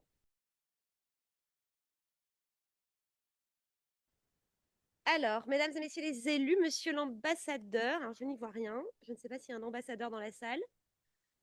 Il n'est pas là. Je crois qu'il y a un amiral, ça j'en suis sûre. Mesdames et messieurs les officiers généraux, mesdames et messieurs les représentants du monde de la recherche, chers amis de la DGRIS, c'est par fidélité que je suis venue ici pour vous, pour cet observatoire que vous m'avez appris à connaître. Et donc, je dois dire que je dois remercier très chaleureusement l'IRIS et son engagement sur cette thématique sur le long terme. Parce que moi, ça m'a appris beaucoup lorsque j'étais dans mes précédentes fonctions et je vais essayer de vous expliquer pourquoi je pense qu'il faut continuer et pourquoi c'est tout aussi important que quand on a commencé. Parce qu'en fait, on a commencé il y a un petit moment et je pense que les enjeux évoluent et c'est plutôt là-dessus, parce que vous connaissez tout par cœur, donc je ne vais pas vous apprendre grand-chose, mais plutôt vous donner ma vision de comment ça va évoluer, donc, enfin, comment je vois les choses évoluer. Et de ce qui m'a été résumé de vos échanges, j'ai l'impression qu'on avance dans le bon sens. Quand on a développé la stratégie défense climat, alors les prémices de la stratégie défense climat ont été développées dès la COP 21 en fait, puisqu'il y avait déjà des travaux qui avaient été faits et qui accompagnaient où le ministère des Armées avait accompagné, sous Jean-Yves Le Drian à l'époque, la COP21 sur la stratégie défense-climat. Et au fond, à l'époque, on était dans une logique de contribution à l'atténuation, d'adaptation de nos forces armées au changement climatique et de coopération internationale. Sujets qui sont toujours extrêmement valables, mais je pense que le sujet, en fait, a assez radicalement évolué et est devenu encore plus stratégique, au fond, qu'il n'était auparavant quand on a commencé à développer la stratégie défense-climat. Sur 3 points, je pense, en particulier, qui ont été mis en évidence, d'après ce que je comprends, je ne vais pas faire semblant d'avoir suivi les échanges, mais dans ce qu'on m'en a rapporté. D'abord, sur le fait que le climat, les changements climatiques sont devenus quelque part un test pour notre diplomatie et plus globalement pour notre action dans le monde. Un test parce qu'au fond, non seulement, et on le voit, les enceintes multilatérales qui nous permettaient de réguler les transformations globales sont quand même considérablement affaiblies, mais pas simplement affaiblies, en fait, elles sont instrumentalisées de plus en plus dans des véritables stratégies d'influence. C'est là où on est quand même testé, nous, parce qu'on n'a pas l'habitude. C'est-à-dire que, et on a raison, on garde une vision du multilatéralisme efficace qui est de bonne foi et qui consiste à proposer de la coopération. Et j'ajouterais à proposer de s'appuyer sur l'expertise scientifique et à proposer de s'appuyer sur les faits et sur un certain rapport à la vérité. Mais, et je pense qu'on doit absolument continuer de faire ça, je pense que c'est absolument essentiel parce que c'est juste l'avenir du monde qui est en jeu. Mais on doit le faire et c'est peut-être encore plus le rôle, je pense, du ministère des Armées dans ces débats et de la DGRIS et des observatoires comme le vôtre et des institutions stratégiques qui ont bien raison de s'emparer de ces sujets. On doit le faire sans naïveté parce que sinon on ne le fera pas efficacement, justement. Donc, il faut bien regarder que, il y a énormément de contestation de la vérité scientifique et donc que le rapport à la vérité scientifique sur la question du changement climatique est devenu une bataille. Une belle bataille à mener, mais qui n'est pas la même qu'auparavant. Voilà, faut se le dire. Et deuxièmement, que dans notre action et dans ce qu'on mène au niveau des enceintes multilatérales, on peut tout à fait être l'objet de campagnes d'influence, de campagnes de dénigrement, qui sont en fait liées à des rivalités de puissance. Et donc, je pense qu'un des axes à travailler pour la suite, c'est justement d'intégrer cette dimension dans nos travaux pour rendre plus efficace l'action du Quai d'Orsay, qui, elle, doit vraiment rester sur les principes de base du multilatéralisme. Deuxième élément qui corrobore ce premier point, c'est qu'il y a évidemment que les vulnérabilités climatiques sont devenues des leviers de puissance pour nos compétiteurs, parfois pour nos alliés. Ce sont des multiplicateurs de menaces assez traditionnellement, mais ce sont aussi des instruments de levier stratégiques. Donc, on peut voir l'arsenalisation du blé ukrainien qui a été documentée malheureusement dans le début de la guerre en Ukraine. Et puis aussi, avec toute la stratégie de l'influence qui allait avant, qu'on a vu en Afrique, sur notamment le fait que c'était les sanctions qui étaient responsables de la situation et pas la guerre. Donc, une stratégie complètement déployée. Des tensions croissantes autour de l'eau dans des bassins transfrontaliers déjà fragilisés et où les tensions sont là aussi instrumentalisées comme des leviers de puissance. Et puis, j'irai même plus loin sur les opérations de secours en cas de catastrophe naturelle. Pareil, ça devient des leviers d'influence stratégique. Ce n'est pas du tout surprenant parce qu'en fait, s'il y a eu une diplomatie des masques, il n'y a pas de raison qu'il n'y ait pas de diplomatie de la lutte contre le changement climatique. Et donc, je pense qu'il faut y être très vigilant. Troisième point, les espaces communs, donc singulièrement les océans, il y a eu un sommet en France, et les forêts tropicales, dont évidemment l'Amazonie, sont des biens communs qui doivent le rester, mais sont aussi des lieux d'affrontement stratégique sur la souveraineté. Et là, je crois aussi qu'à la fois, on doit défendre un agenda des biens communs, mais tout en jouant de nos arguments souverains, puisque nous sommes une puissance océanique et nous sommes une puissance amazonienne. Alors, ça ne plaît pas toujours qu'on dise ça, mais c'est vrai. On a une opération là-bas en Guyane, où se mêle, qui est une opération de haute intensité, où se mêlent à la fois des enjeux climatiques et des enjeux plus que stratégiques de trafic. Et donc, au fond, je pense que notre agenda de souveraineté dans la région doit servir un agenda sur le bien commun. Mais là aussi, l'agenda sur ces espaces communs doit se faire sans naïveté sur la réalité de l'état du monde et du multilatéralisme.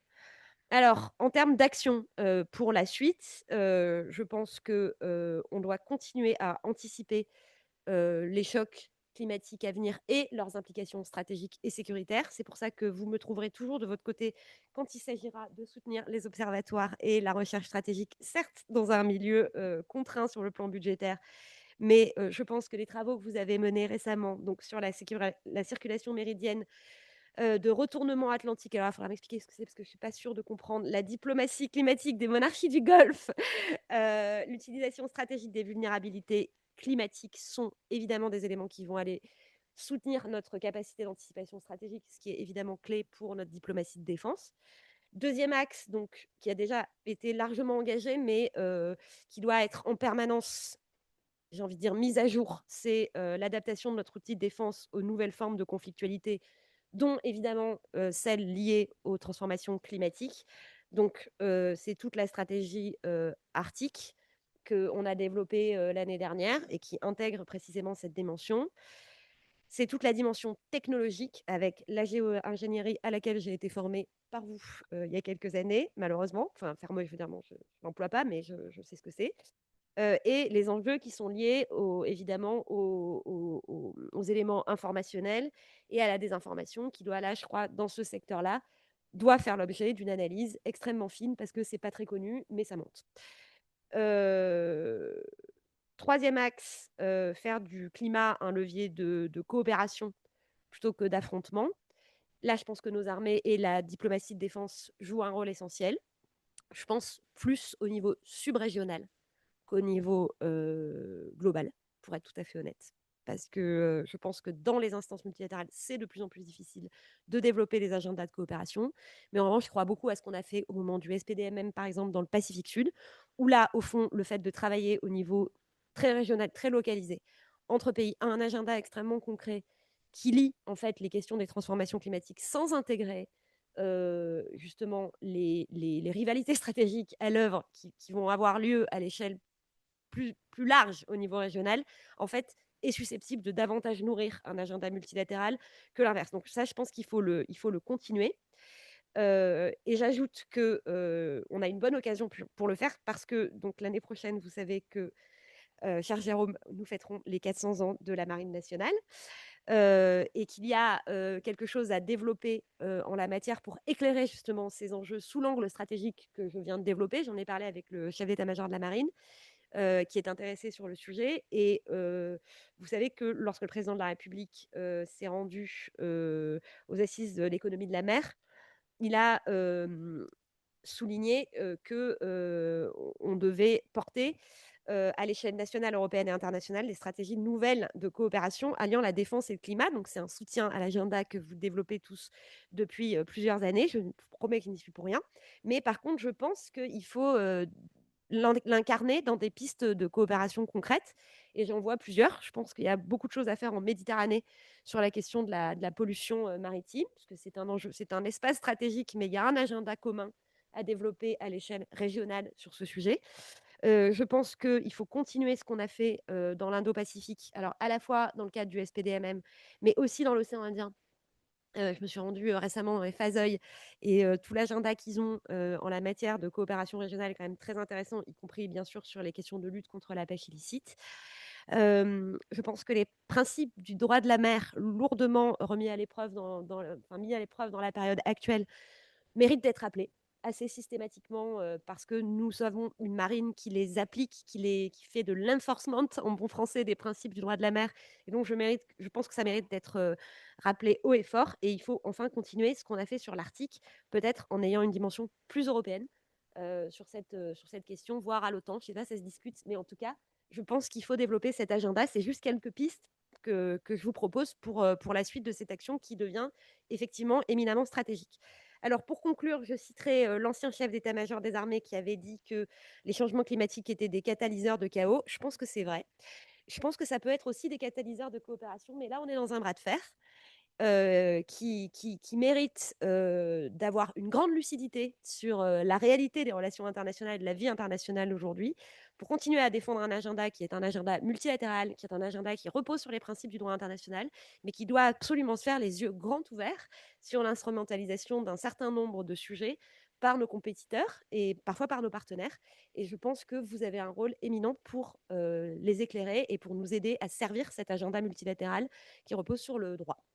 Voilà, et maintenant j'ai un peu de temps pour des échanges.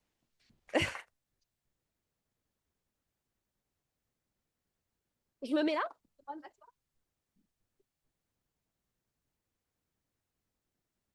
Bonjour Julia, bonjour Madame la ministre déléguée auprès de la ministre des Armées et des Anciens Combattants.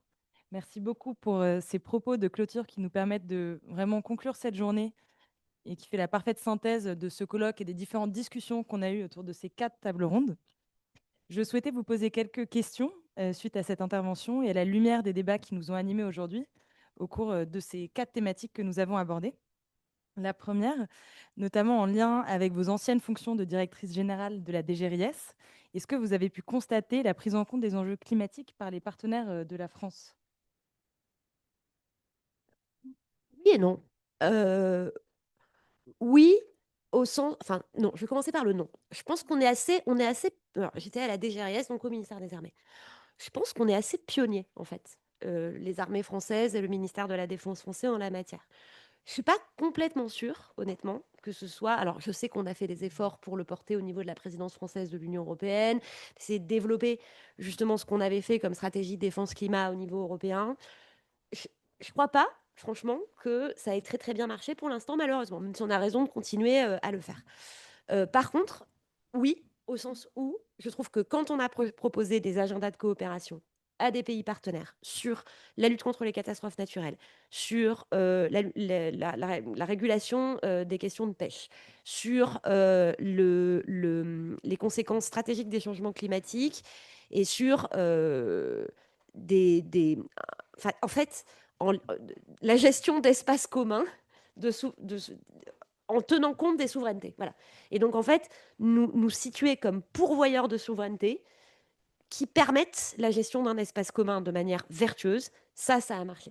Et j'en veux pour preuve le SPDMM, qui est quand même un très bon exemple à la matière.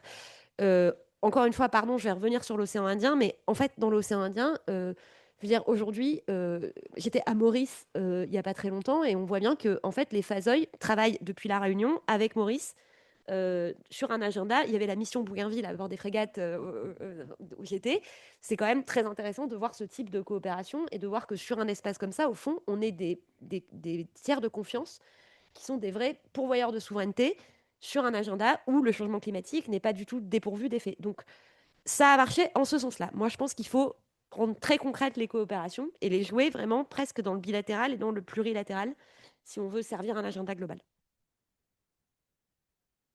Et je coupe mon micro. Simplement pour ceux qui ne savent pas ce que c'est le SPDMM, que vous avez. Pardon, Voilà. allez-y. Non, mais justement, est-ce que vous pouvez. Voilà, je vais le dire si vous voulez voir. Donc, je vais essayer de me souvenir de toutes les lettres, mais c'est le South Pacific Defense Ministry Meeting. Et donc, c'est une enceinte de discussion et de coopération entre les ministres de la Défense, comme son nom l'indique, du Pacifique Sud, et les enjeux de climat y ont une place toute particulière, puisque ce sont des États, comme on en a discuté aujourd'hui, qui sont particulièrement exposés au changement climatique. Je me permettais simplement cette petite Désolée, précision, parce qu'en la fait... politique des acronymes n'a pas marché. Et puis dans la salle, il y a des visages qui sont peut-être familiers, mais on a beaucoup de gens en ligne également, et je suis pas sûre Ah, qu'ils soient d'accord. tout à Non, mais fait... j'avais interdit les acronymes quand j'étais arrivée à la DGRIS. Et vous voyez, j'ai fini par être contaminée moi-même. Donc, effectivement, et nous avions organisé une session de ce forum à Nouméa, ce qui a été très, très bien perçu par nos partenaires. Moi, j'avais donc, vous avez parlé de coopération. Comment est-ce que vous envisagez la construction de, donc là, vous parlez de la position de la France, vous expliquez que c'est important de rester sur ces positions-là pour tout ce qui tient à la sécurité climatique. Peut-être parler également des liens avec d'autres alliances comme l'OTAN, en fait, des éléments plus larges. Il y a un centre d'excellence de l'OTAN qui se situe à Montréal sur les enjeux climatiques. C'est un sujet qui est rentré dans les discussions OTAN. Et finalement, quelle est la particularité de la France dans cet ensemble? Vous avez un peu évoqué ça dans votre discours, mais peut-être revenir sur les particularités françaises. Merci beaucoup. Alors, j'ai signé cette coopération pour faire partie de ce centre d'excellence sur le climat. Bon, c'est le major général des armées en France qui avait décidé, à juste titre, qu'on participerait à ce centre d'excellence. Je pense que c'est bien parce que c'est un centre qui travaille vraiment d'armée à armée. Je pense qu'au niveau politique, ça va être très difficile. D'abord parce que la France n'a pas toujours été très favorable à ce qu'on ait un agenda climatique à l'OTAN. Parce que pendant des années, c'est vrai que l'OTAN, dans la stratégie d'agenda global de l'OTAN, qui pouvait parfois avoir certaines duplications par rapport à celles de l'Union européenne, aux stratégies de l'Union européenne, on disait il faut se recentrer sur la question de la sécurité de l'espace euro-atlantique. Bon, c'était avant la guerre en Ukraine. Depuis le début de la guerre en Ukraine, tout le monde a bien compris que l'objet social de l'OTAN, c'était plutôt la sécurité dans l'espace euro-atlantique. Mais c'est vrai qu'il y a eu toute cette période où les questions globales amenées à l'OTAN, nous, on était un peu réticents parce qu'on pensait que c'était vraiment à l'OTAN l'OTAN devait se recentrer sur les questions militaires et sur les questions de sécurité dans l'espace euro-atlantique. Maintenant, je pense que la coopération militaire en la matière, telle qu'elle se déploie dans les centres d'excellence, est une bonne chose. Je ne suis pas certaine, pour être tout à fait sincère avec vous, que la thématique climatique à l'OTAN aujourd'hui trouve sa place. Euh, Mais des questions stratégiques telles que celles qui sont liées à l'Arctique, qui ne sont pas sans lien avec une évolution climatique, à mon avis, ont de quoi trouver leur place à l'OTAN. Merci beaucoup. Peut-être, alors, on pourrait continuer sur les points chauds, puisque l'Arctique est finalement un point chaud à la fois géostratégique et, oui, bien sûr, bien sûr. C'est un point froid, donc à la fois géostratégique et climatique. Euh, Peut-être aussi vous poser la question de justement ce travail en partenariat entre la recherche et le ministère des Armées et l'ensemble de ses composants sur la prospective et l'anticipation. Comment vous voyez, peut-être au-delà du changement climatique, mais comment vous voyez ce travail de construction commune d'une trajectoire finalement ou de scénarios possibles pour la France? Alors là, vous avez 4 heures parce que, C'est vous qui décidez en réalité. écoutez, je vais vous dire la vérité, je pense que c'est quand même toujours le mieux. Euh, j'ai découvert en arrivant au ministère des Armées que le travail avec la recherche, avec des observatoires et la question de l'anticipation était assez native au ministère des Armées.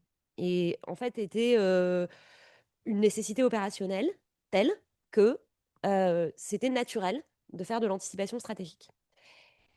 Je pense qu'en dehors du ministère des Armées, ça n'est pas très connu, honnêtement. Voilà. Et moi, ça a été ma bataille quand j'étais à la DGRS, c'était de faire connaître justement les travaux des observatoires. Parce que quand vous sortez du ministère des Armées, où il y a une sorte ouais, de vie quotidienne qui est liée en fait au travail très intégré avec le monde académique, avec les think tanks et avec des espaces comme celui où on est aujourd'hui, honnêtement, c'est pas très connu et vous avez soit une espèce de duplication générale où d'un coup on va créer énormément d'espaces d'anticipation qui en fait vont totalement doublonner avec vos travaux et qui parfois sont moins sérieux sur le plan académique, ou bien des gens comme moi qui connaissent pas avant et qui vont dire mais je comprends pas, on fait aucune anticipation stratégique sur ce sujet et qui vont s'énerver alors que c'est pas vrai, on le fait.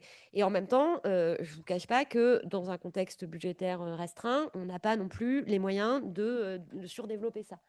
Donc je pense qu'il y a un très très gros enjeu de faire connaître aussi le rôle de la recherche académique et scientifique dans le travail du ministère des Armées. Non seulement parce qu'il faut que ça dure, il faut que ça continue et qu'il faut mieux le faire valoir, il faut le faire et le faire valoir. Et j'ajoute que ça honore un pays comme la France que sa défense est ainsi un rapport profond à la vérité scientifique et à l'analyse scientifique. Et ça, je pense que c'est quasiment une bataille culturelle dans le monde contemporain qu'il faut savoir soutenir. Voilà. On a des questions de l'audience et Valérie Massour-Delmotte devant. On a une.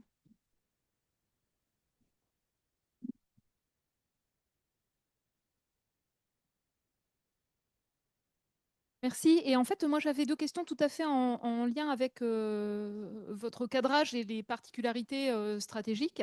Le premier, c'est en fait, j'ai vu en Allemagne l'université associée au Bundeswehr qui a fait qui a soutenu une évaluation nationale interdisciplinaire des risques liés au climat Et il me semble qu'en fait, une approche de ce type-là fait défaut. C'est-à-dire, il y a le travail sur l'adaptation au changement climatique, qui n'est pas la même chose que le travail sur les risques locaux et interdépendants qui peuvent affecter les intérêts français.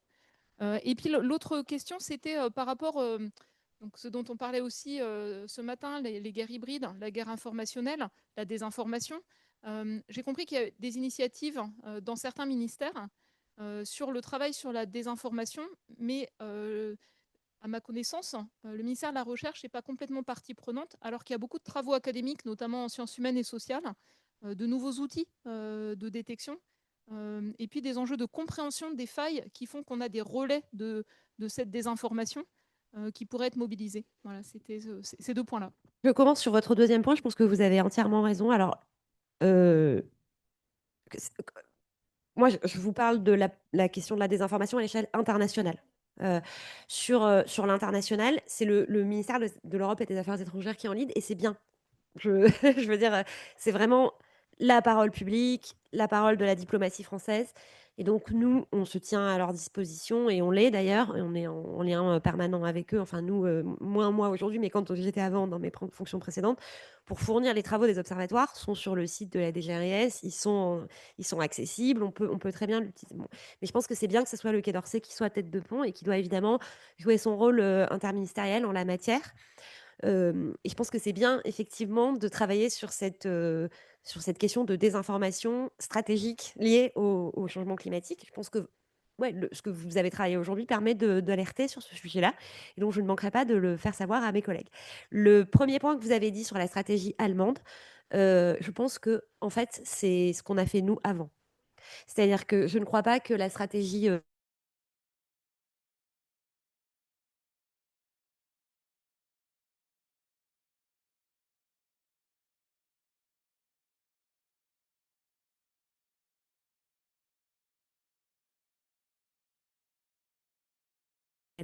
mais objectivement, notre stratégie, elle couvre tous les aspects et elle avait été pilotée justement par la DGRS parce que c'est une approche stratégique in the first place en bon français de tout ça. Et la question de la désinformation est beaucoup revenue aujourd'hui pendant les différentes tables rondes. Donc, j'en profite pour faire un petit moment de promo pour l'Observatoire, puisque la prochaine note sera justement sur la désinformation climatique, pour essayer de comprendre les ingérences étrangères qui peuvent être derrière cette désinformation climatique-là. Voilà. Ouais, j'ai deux questions, moi. Sur sur ce sujet, on est pionnier. Vous avez l'air de dire que au niveau européen, c'était un peu décevant nos résultats. Or, alors pourquoi? Et en plus, c'est un moyen de faire de l'influence, cette question. Donc, il faut la valoriser au maximum. C'est la deuxième chose. Et j'étais très intéressé par ce que vous dites sur le subrégional. Parce que le subrégional, c'est peut-être aussi un moyen de casser tout ce qui est logique Occident-Sud et un moyen de recréer d'une certaine manière, là aussi, une influence dans, dans des zones qu'on voudrait casser entre l'Occident et le Sud. Donc c'est quelque chose certainement là aussi à promouvoir en termes de stratégie et d'influence. Et je parle au niveau politique, véritablement. Donc sur votre premier point, je pense qu'il y a du conjoncturel et du structurel. Le conjoncturel, c'est qu'on l'a porté au moment de la présidence française de l'Union européenne, le fait de promouvoir ce type de stratégie pour que les autres armées, compétences nationales, souveraines, etc., s'en saisissent. Après, je ne peux pas vous cacher que l'agenda de la présidence française de l'Union européenne a été percuté par des enjeux qui ont fait qu'il y avait moins d'espace politique pour parler de tous les sujets qu'on avait prévu de traiter. Bon. Euh, mais en fait, dans la guerre en Ukraine, et même si on a eu un peu le nez dans le guidon au départ, il y avait déjà en germe toutes ces questions-là. Donc, bon, voilà, peut-être pour ça. Après, c'est aussi parce que justement, c'est national, souverain, que l'alliance militaire à l'OTAN, les armées, pas la France, parce que la France a une grande vision de la défense européenne, mais les autres armées sont peut-être plus tournées vers l'OTAN, d'où aussi la participation qu'on a mais dans le centre d'excellence. Mais honnêtement, je suis pas à l'Union européenne, mais je pense que c'est un agenda dont l'Union européenne doit se saisir. Sur le subrégional, oui, oui, non, mais je n'hésiterai pas à le dire et à accélérer. D'autant que pour une fois qu'on est en avance là-dessus, je pense qu'autant le valoriser.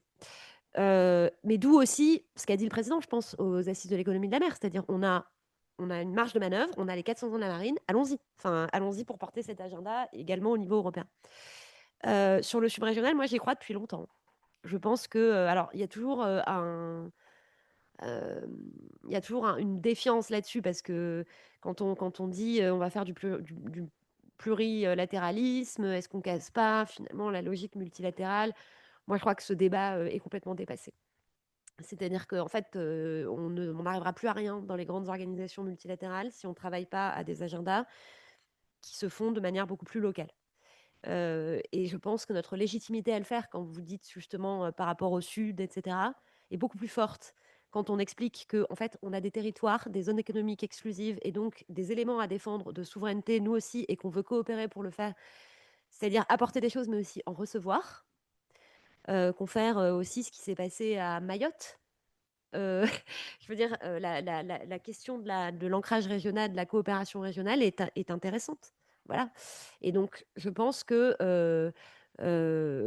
c'est comme ça qu'on peut reprendre le fil d'une coopération internationale dotée d'un agenda positif et pas percutée par des rivalités de puissance. On a une dernière question, juste devant, je crois.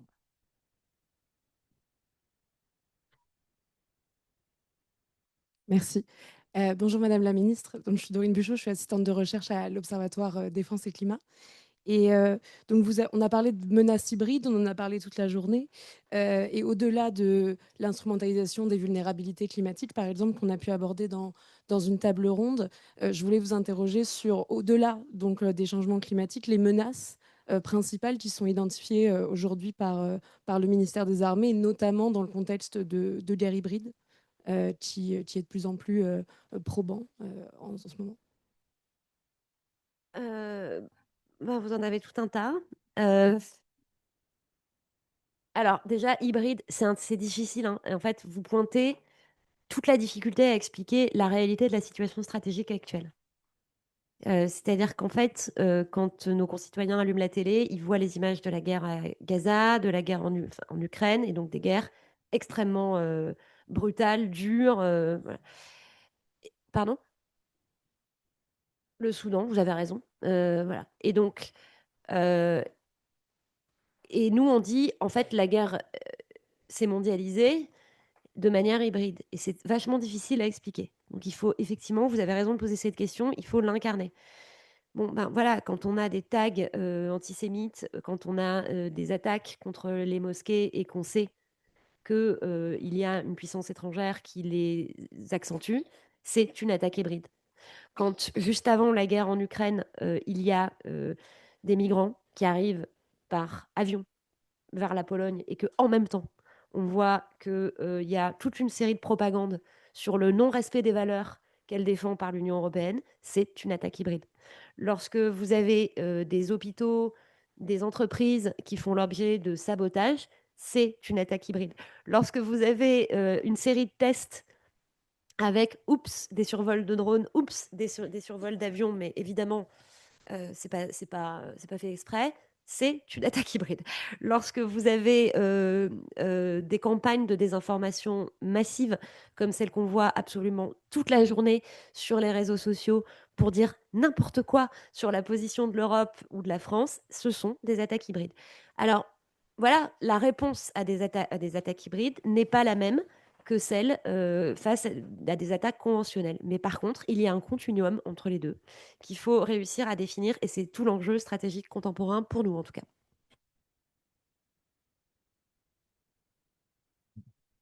Merci beaucoup pour ces échanges.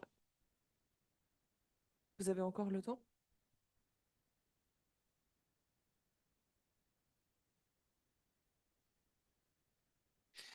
Merci. Donc, je vais essayer de faire une question courte qui va prolonger les questions précédentes.